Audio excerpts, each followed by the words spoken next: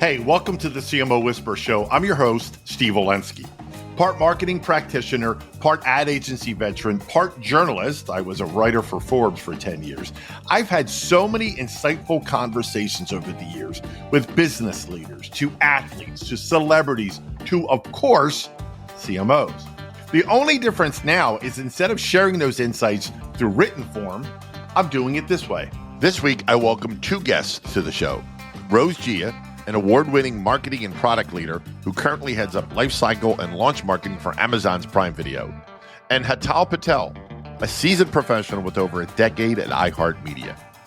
The conversation we had centered around the growing disconnect between consumers and marketers. Fascinating stuff.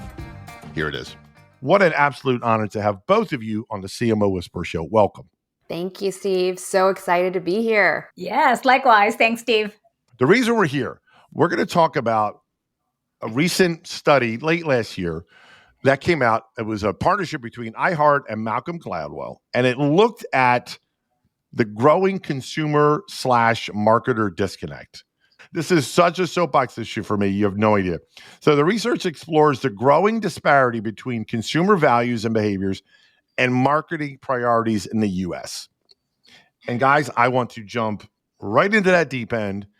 And whoever wants to go first, what were some of the findings that really surprised you the most from this research?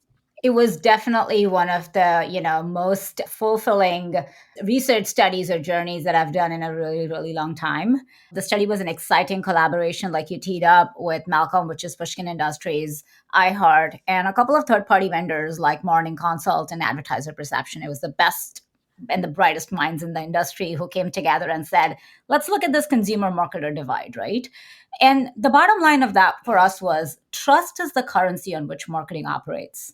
But the only way to establish trust with your consumers is to actually understand what motivates them, what makes them wake up in the morning excited, scared, right? And so that was the premise of this particular piece. I think for me, Steve, sobering enough, the most surprising aspect of this was we are very different as humans, right? So we went into this with this hypothesis that there is this divide that's happening between consumers and marketers. Marketers think X, but consumers behave Y. While that is true, right? While that is true, at the very core fundamental level, very similar things matter to both groups. So that was very humbling. Like family was important, health was important. Those things were important and common ground between these two groups.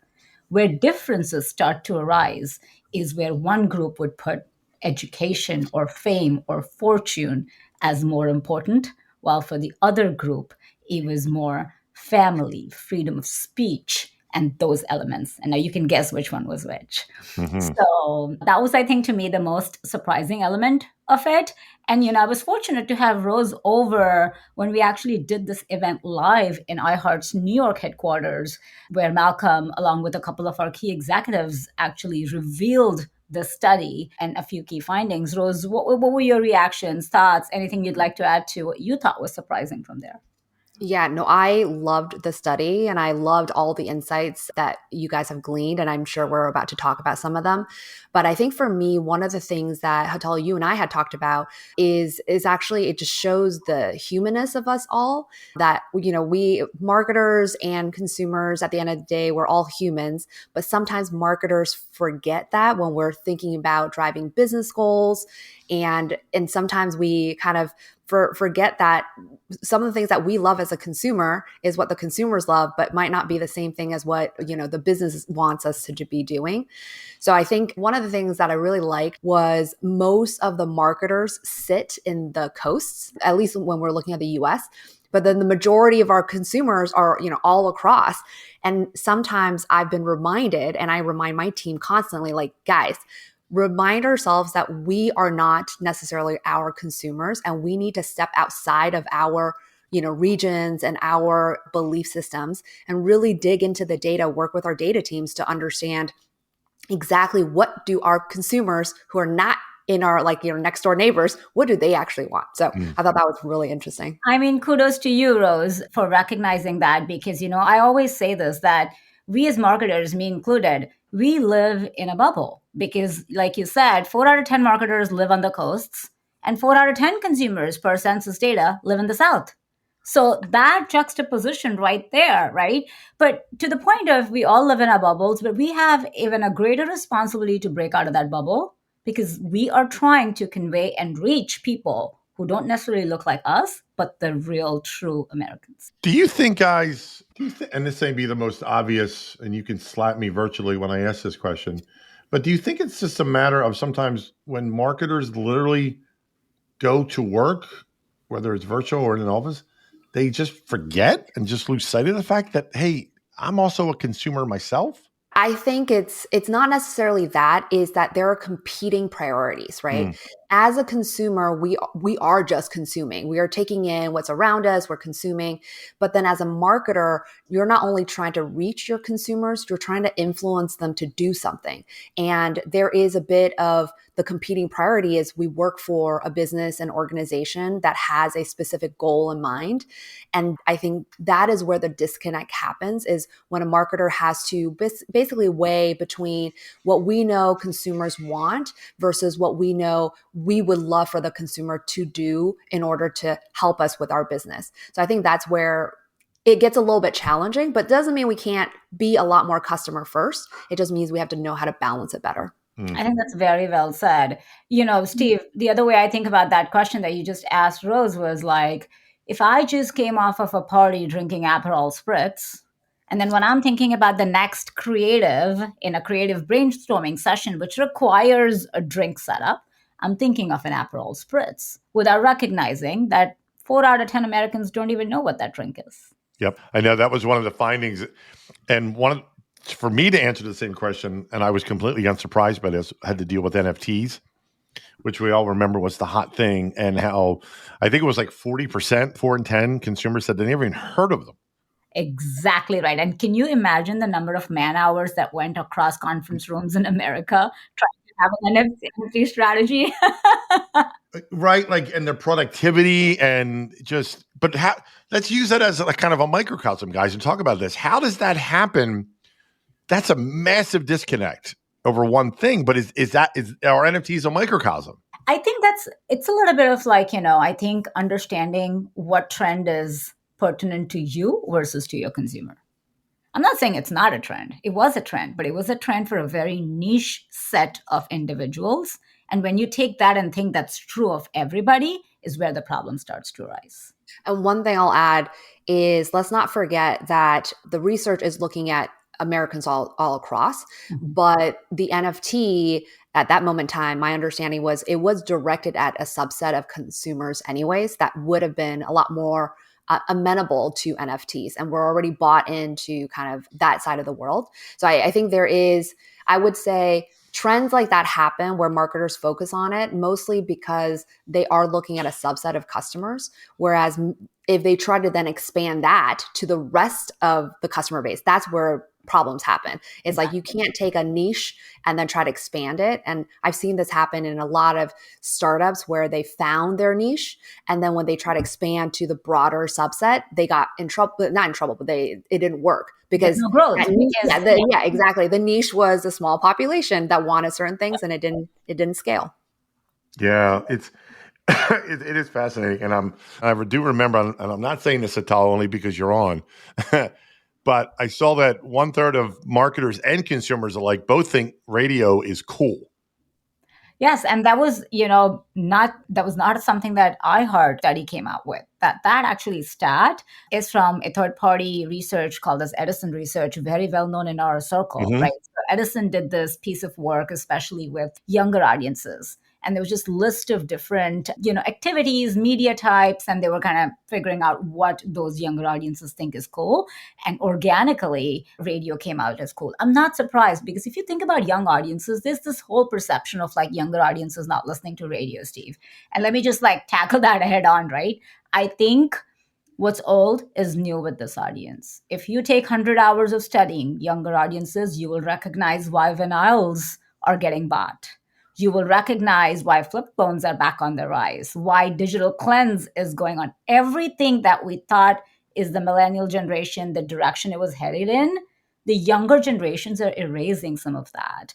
And so it should not surprise you that radio holds the type of resonancy or the cool association, because people forget these guys have to get in the car. There is nothing else happening in the car but radio.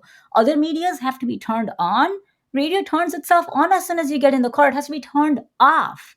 So there's a lot of listening, especially during school drop off and pickup time, happening with younger audiences. That's a lot of listening. Yeah, I agree. And I want to segue now into a piece, Hatal, you wrote in Ad Age where you provided 5 ways to bridge that divide, right? And I'd love to just quickly touch on all 5 and hear both your thoughts on these tips, these ways to bridge that gap, because the gap's there and it's growing, and if we don't address it, kind of thing. So the first way that you allude to in your piece, Hatal, was inspire more, scare less. What did you mean by that one? I think it's exactly as it sounds. I think if you, again, going back to younger generations for a second, I spend a lot of time understanding different generational cohorts, Steve. And, I think there was a study out there, I want to say it was Morning Consult or Pew Research Center, one of those two, that said Gen Z generation is the loneliest generation in history of all generations. They're extremely lonely. And, the promise of digital that was supposed to bring us closer has actually brought us even further apart as humans. The average number of Americans having a friend is down by 30 or 40%, a close friend. So all across the board, there is a lot of negativity and loneliness that we are feeling as a society. So my first takeaway here is understand what motivates your consumer and inspire them instead of scaring them. That FOMO, or I sometimes, not intentionally, but intentionally, we try to create some of these elements that bring us feeling a lot negative. Think about the news cycle that's going on. There is so much negativity at us that finding that feel-good moment is the first takeaway that we came up with from the study, that they're wanting to understand, feel good. They want to feel good. And, one of the things that media and human voice, I think in particular audio, can do really well is make someone feel like you're giving them company and you're comforting them. Yeah, 100%. And I would add to that, I've seen some recent studies around just content and the type of content that people, not only in the US, but around the globe, is seeking in the last couple of years is more the feel good, positive, optimistic type of content. Because I think, Hatal, you're right. Like, people are tired of hearing, the news cycles are very negative. We just went through, a pandemic. And so I think people are craving more of that like positive energy and that inspirational message versus the let's be fearful of what's going to happen. Because, I think we've all been in fear for 5 years. So I think we're ready for less fear and more inspiration. Yeah, I completely agree. And it's a good segue into the next way that you identified, Hatal, in your Ad Age piece. And you wrote, lean into the data more and go where the consumer is. And I want to read a little more what you wrote, because I think it's very important. You said, we've never had more data, but you openly question, are we letting human bias creep in? And you said the country has to adapt because we're not who we are in 2019, right? Mm-hmm. And that speaks to what Rose was just saying as well about putting, true customers' need in front of business needs. So how do you do that? How to put their true customers' needs in front of business needs? Yeah, I think the most important thing is to constantly remind ourselves of if you and I say this to my team, we have to stack rank priorities, period. Because, time is limited, resources are limited. And when we do that, the first thing should be, what is it that the customers truly need? And then the second thing is, how do our businesses help resolve that, help solve for that, help, make that better. And I think being able to put the customers, just constantly remind ourselves, what do they need? What do they want? What is missing to be able to get what they need and want? That's where we come in. And I think putting ourselves in that secondary place of let's help solve that problem is not only going to help us deliver on business goals, but also ensure that we are building for what our customers actually want and need versus what we as a business might think is shiny and cool in a moment. And it would last a lot longer in that way, because then we're actually following what customers truly want at the end of the day. And, unintentionally, sometimes by doing things like that, by ignoring that, you're creating a dynamic where your consumers start to feel alienated from your messaging, right? So you want to make sure you're not doing that just because you think differently than they think, right? Yeah, they need to know that we know they're human.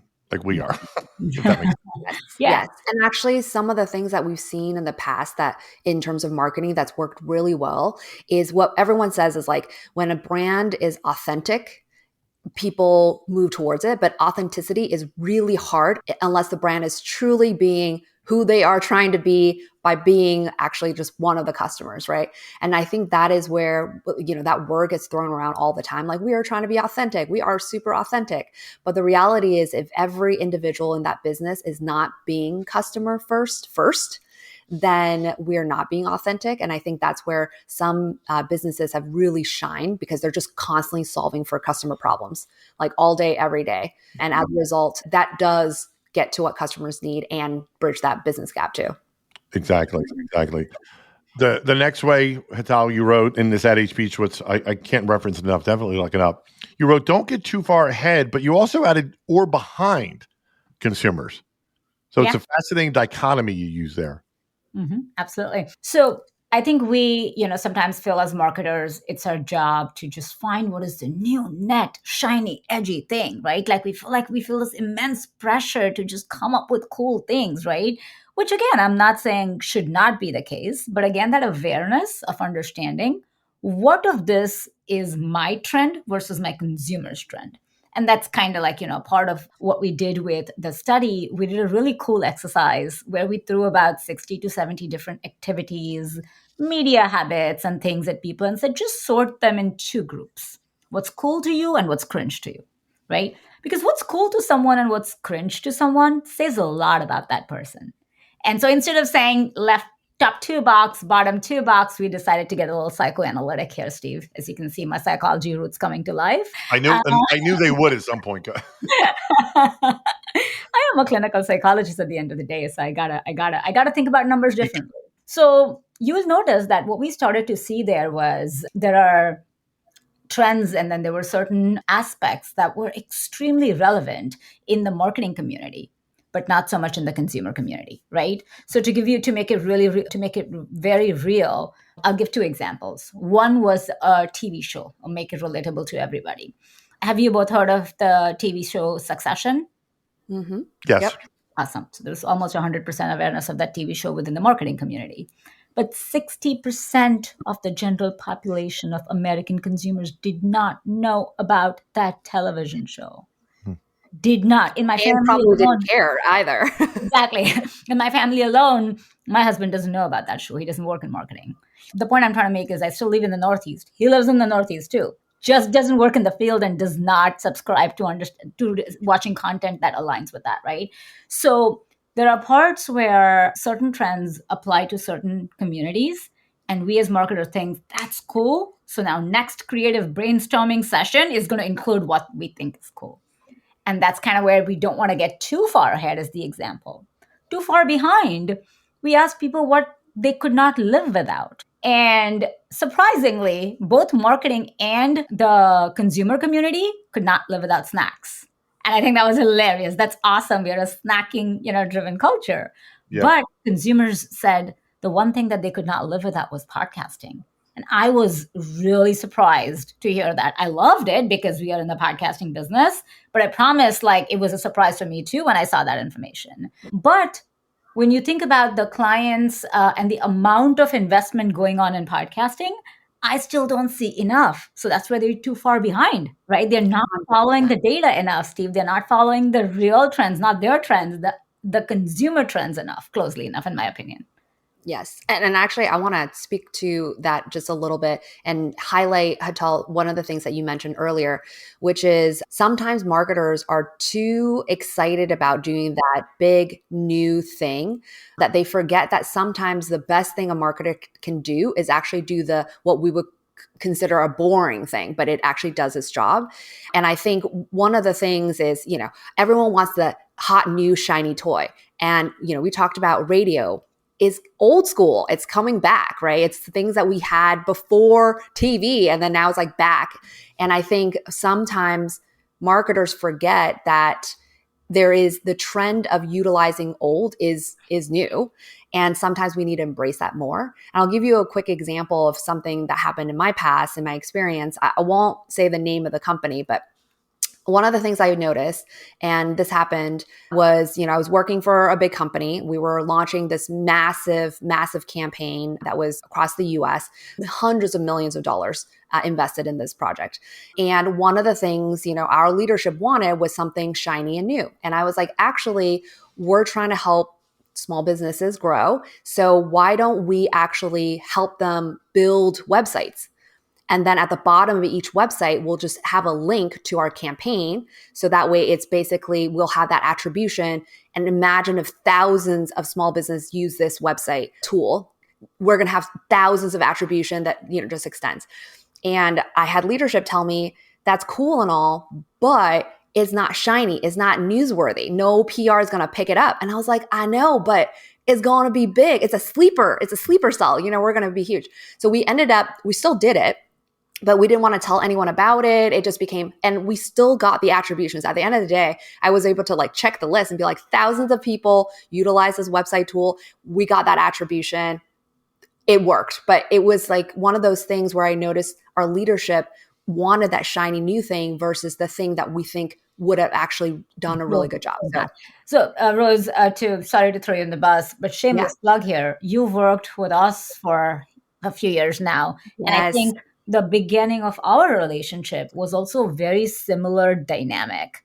Would you, without naming anything, would want to talk for a second about how that was also a surprise that you stumbled upon, but showed you the type of results that you weren't expecting or your stakeholders weren't expecting, because you've been a champion for audio as long as I've known you.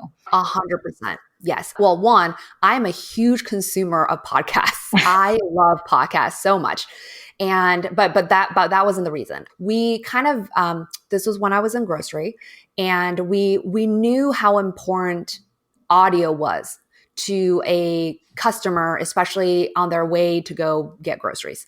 We know that it's a tried and true type of hand in hand type of marketing. But it was really difficult to convince leadership for the investment into audio, especially radio and podcasts, because the return on that investment is really hard to measure.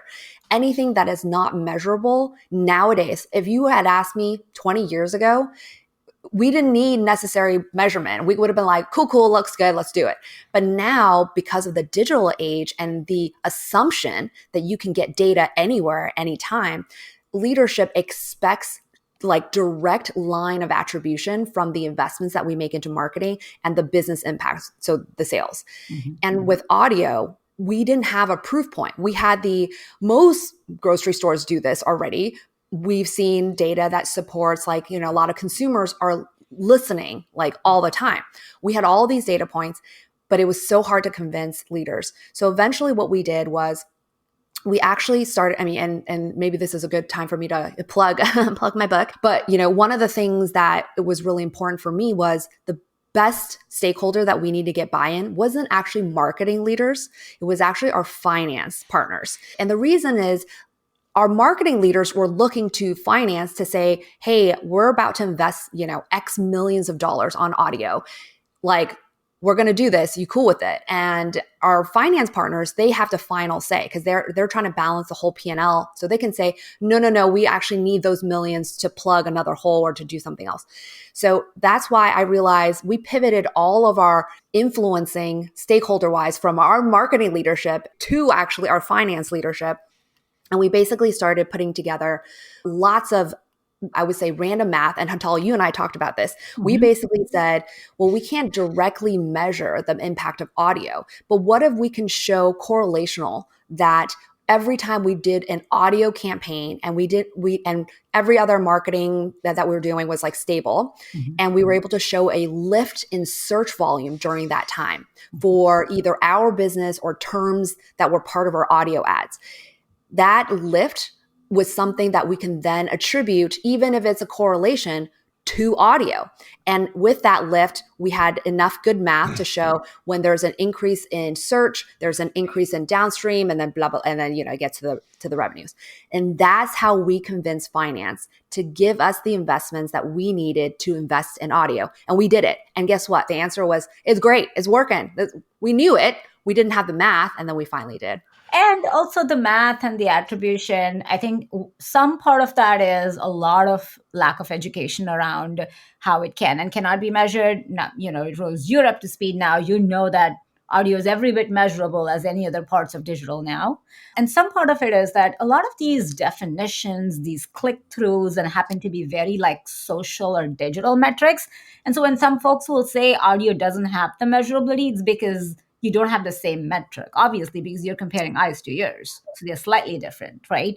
But Yes. but that's at play too. And you've done a phenomenal job. I think you were that person who was able to see beyond the numbers. You were able to understand the impact, and you navigated very well through your ecosystem, a large one, to make your case, lobby for it, and win. So congratulations for that. Thank you. And one thing, like I said, I'm going to plug myself right here, but there's a reason I wrote a book on how to essentially, it's the Renaissance marketer's shortcut to get finance to say yes and.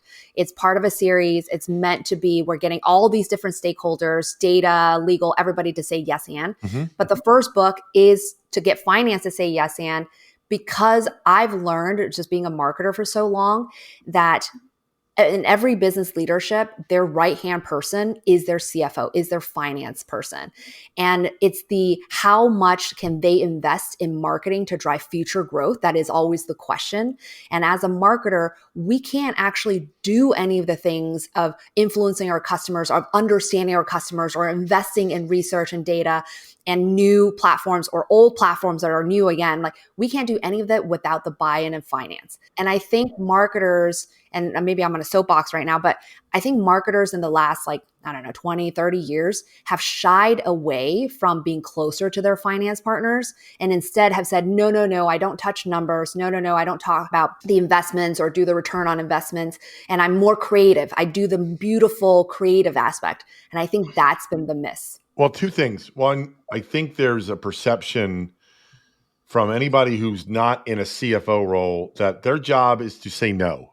Whatever's put in front of them, no, because their job is to control the purse strings. And there's, I can't ask finance because they always say no.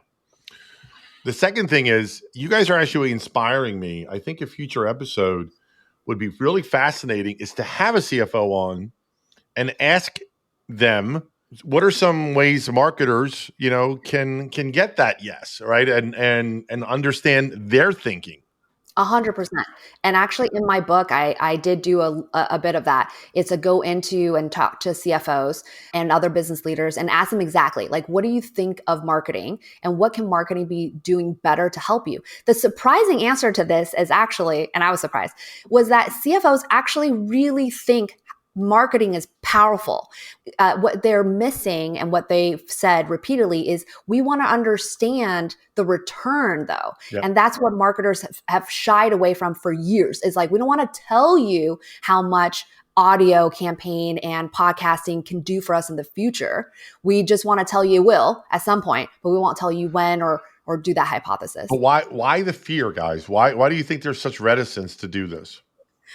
I think, honestly, from my end, I think it's mostly because there's nervousness around, if you say it's going to take a lot longer, and oftentimes everything is done, at least big businesses are done on a quarterly basis, you're not going to get that investment, right? If you're like, if this is going to take me 3 years to get the payback, but we're going to get 10x the payback, someone on finance might say, well, we got to close some gaps in the next quarter, and we just won't give you that investment.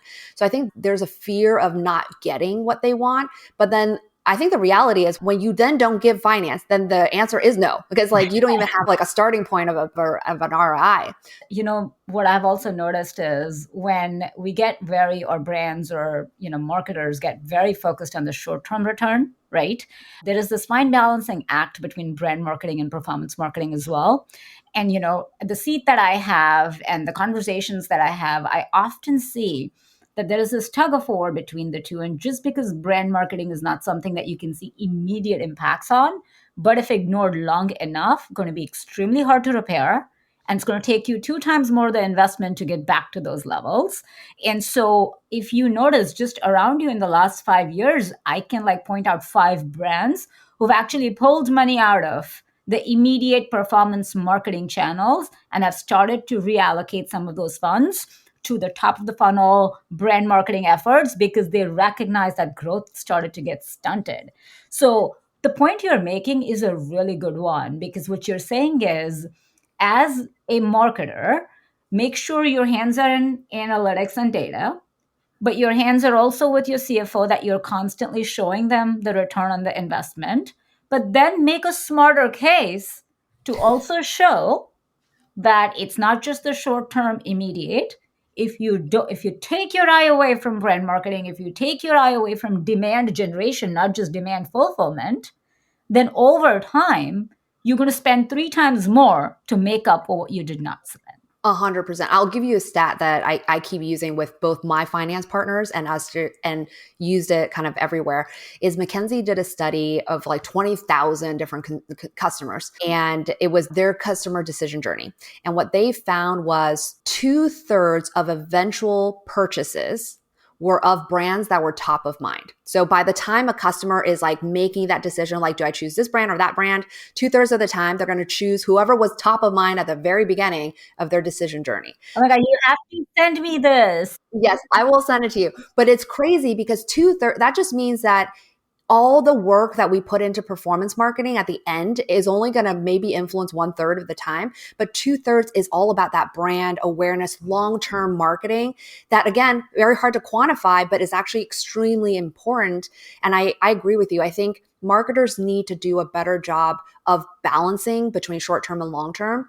And this is why I've been pushing so hard on everyone adopting what I'm calling the Renaissance marketer mindset, which is really to be multidisciplined. So understand your stakeholders, what their needs and asks are. But then 2 is really think long-term with investment in mind, right? Marketers need to stop talking about budgets and spending. And we need to talk about investing in the future and how this all works together. But also there are short-term milestones that we need to hit to be able to hit those long-term. And then we want to balance the art and the science of marketing. But we got to do all 3 of these pieces. We can't just do one. So that's kind of what I've been pushing. I think very well said. And, I'm waiting for the signed copy of your book so I can start reading it. Thank you. Make that too. One thing we have not addressed as we're talking about all these ideas and all the things marketers can do, and it's kind of an elephant in the room in this particular context, and that is, and I think we all know this, CMOs on average have the shortest average tenure in the C-suite. So how does that factor in, especially you said short-term and long-term, Rose? Oh, Hetal, I forget which one said it, but that's got to play a role in this. If I'm a CMO, I know I'm on a short leash, right? So how does a CMO, a marketer, balance that, knowing that I don't have a lot of time to play with in the first place?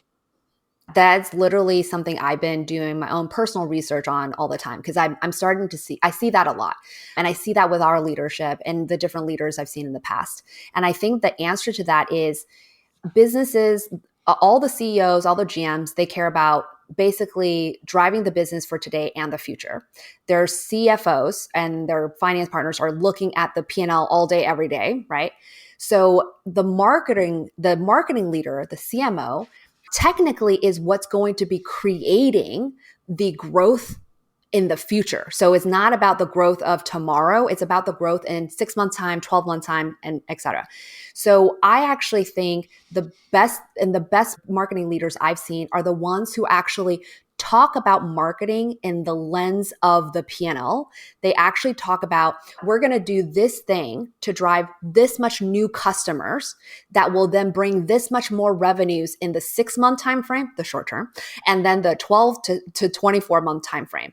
And they actually work really closely with the finance team to build out these models, because then what they're putting themselves into is they're actually becoming the left hand of the CEO.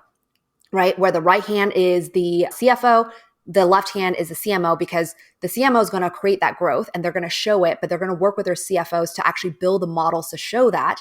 And then basically have all of these strategies that says, this is then how we're going to grow that customer base. This is how we're going to keep them from leaving us, right? And these are all the marketing strategies. So that's where I've seen CMOs who have gone past the very short 2-year tenure to 3, 4, 5, 6, 10-year timeframe, because they're no longer just the creative functional leader. They're now a business growth leader that happens to be leveraging marketing strategies. I think that's phenomenally said. I think that I have nothing to add. That's so well said. Like, it's like, boom.